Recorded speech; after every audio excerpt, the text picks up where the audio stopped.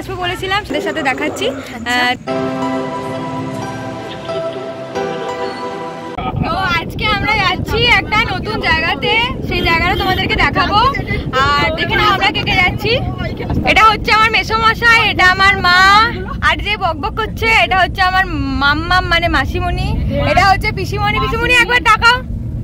আর এটা হচ্ছে মেজো মামিমা, কিন্তু আমার মানে দিদা হয়, কিন্তু আমি তাও মামিমা বলি। আর এখানে দুজন আছে, দুই বাঁদর, ওই যে হাত নাড়াচ্ছে, আর একজন টাকা। হ্যাঁ ঠিক আছে, তো যাচ্ছি, সেটা তোমাদেরকে পরে দেখাচ্ছি, পরে দেখতে পাবে। তো চলো দেখা যাক কোথায় যাই। মহাপীঠ তারাপীঠের কথা আমরা সবাই জানি। অবিকল সেই রকমই যে কোনো মন্দির হতে পারে এটা অন্তত আমি আজ অবধি দেখিনি। অবিকল তারাপীঠের মতোই একটি মন্দির, যেটা হুগলি জেলার পানপাতাতে অবস্থিত। সম্ভবত বেশি দিন হয়নি মন্দিরটা, খুব জোর হলে 1 বছর হবে, বা 6 মাস কি 8 মাস, ঠিক মনে নেই আমার জিনিসটা, কিন্তু ওরকমই হবে, মানে বেশি দিন মন্দিরটা হয়নি। যাই হোক, ওখানেই চলে গিয়েছিলাম আজকে বিকেলবেলা। আর পানপাতা কিভাবে আসবে সেটা তোমাদের সাথে একটু শেয়ার করি। কলকাতা থেকে যদি কেউ আসতে চাও, কলকাতা থেকে ডাইরেক্ট ট্রেন ধরা যায় আরামবাগে ট্রেনে করে আসলে তারপর আরামবাগ থেকে ব্যাঙাইয়ের বাস পাওয়া যায়। ব্যাঙাই থেকে টোটো ধরলে তারা তোমাকে পানপাতা পৌঁছে দেবে, পানপাতার নাম বললেই। হাওড়া থেকে পানপাতা আসতে কত খরচ দেখে নাও এক নজরে। আসবো বলেছিলাম, সেটা হচ্ছে এটা পানপাতায় অবস্থিত একটা মন্দির। এটাকে দ্বিতীয় তারাপীঠ হিসেবে সবাই বলছে, আর দেখতেই পাচ্ছ তোমরা, সত্যি দ্বিতীয় তারাপীঠই মনে হচ্ছে দেখে। চলো মন্দিরটাকে ঘুরিয়ে দেখাই। ঈশ্বরের প্রতিটা স্থানই যদি সে না টানায় তাহলে যাওয়া হয় না। অনেকদিন থেকেই তারাপীঠ যাব ভাবছি, কিন্তু বিভিন্ন কাজের চাপে তারাপীঠ হয়তো যাওয়া হয়ে ওঠেনি। কিন্তু তারাপীঠের ন্যায় এই অবিকল দ্বিতীয় তারাপীঠই যাকে বলা যেতে পারে, এই পানপাতা অবশেষে মায়ের কৃপায় যাওয়া হলো। এই যেটা হচ্ছে তার চারপাশের পরিবেশ, মন্দিরের চারপাশটা তোমরা দর্শন করো। তারাপীঠের ন্যায় এই মন্দিরটি গড়ে উঠেছে একটা সম্পূর্ণ গ্রামের মধ্যে, একটা ফাঁকা জায়গার ওপর। মন্দিরটি দেখলে তোমরা এক ঝলক হয়তো বুঝতে পারবে না যে এটা তারাপীঠ নাকি অন্য মন্দির। হ্যাঁ, হয়তো তারাপীঠের মতো চারিদিকের পরিবেশটা নয়, কিন্তু দেখে যেন অবিকল তারাপীঠই লাগে। নীল, সাদা, লাল সব রং দিয়ে গড়ে ওঠা এই মন্দিরে প্রচুর দর্শনার্থী আসেন মাকে দর্শন করার জন্য। সবার পক্ষে তারাপীঠ যাওয়া তো সম্ভব হয় না, হয়তো কারোর টাকার অভাবে, আবার কারোর কাজের অভাবে। যাই হোক, আমরা বিকেলবেলা গিয়েছিলাম, তাই জন্য পুজো দিতে পারিনি, কারণ খেয়ে দিয়ে গিয়েছিলাম, আর খেয়ে দিয়ে তো মায়ের পুজো দেওয়া যায় না। যাই হোক, তাও পুজো হচ্ছিল, বিভিন্ন দর্শনার্থীরা এসেছিলেন, তাদেরই পুজো দেখছিলাম, দর্শন করলাম মায়ের মূর্তি।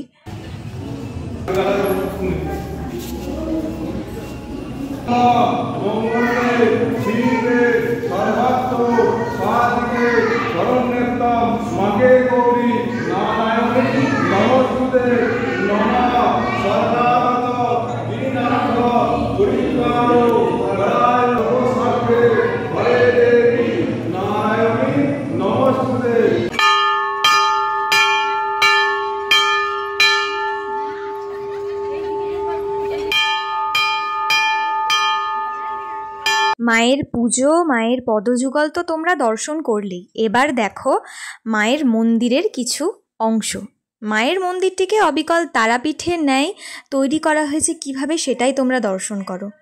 সিমেন্টের এত সুন্দর কাজ করে মায়ের মন্দিরটিকে অবিকল তারাপীঠের মায়ের মন্দিরের মতো যারা তৈরি করেছেন তাদেরকে সত্যি অসংখ্য ধন্যবাদ। তাই জন্যই আমরা আমার বাড়ির কাছে একটা সুন্দর এরকম তারাপীঠের মতো মন্দির দর্শন করতে পারছি।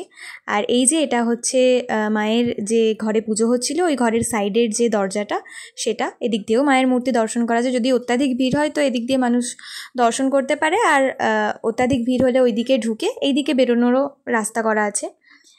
যাই হোক, সেদিনে আমরা গিয়েছিলাম, ভাগ্যটা ভালো ছিল তাই অতটা ভিড় ছিল না।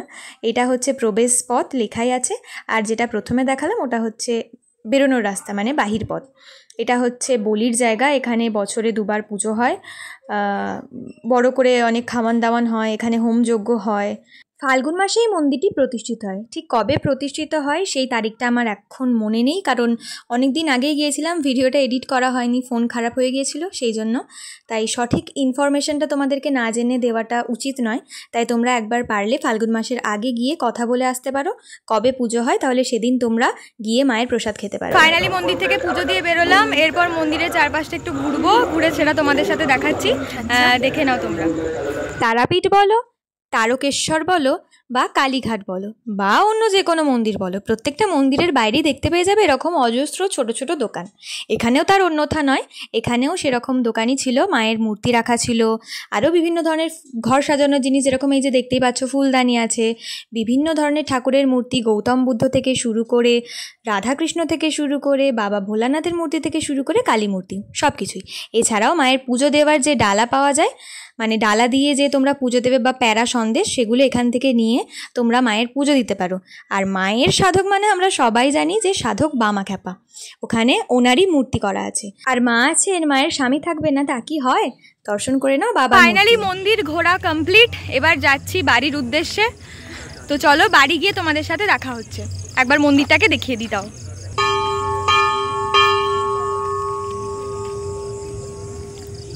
আমরা দ্বিতীয় তারাপীঠ থেকে ঘুরে বাড়ি চলে এসেছি, আর বাড়িতে এসে এরপর আমি ড্রেস ফ্রেস এখনো চেঞ্জ করিনি, চেঞ্জ করবো ফ্রেশ হয়ে।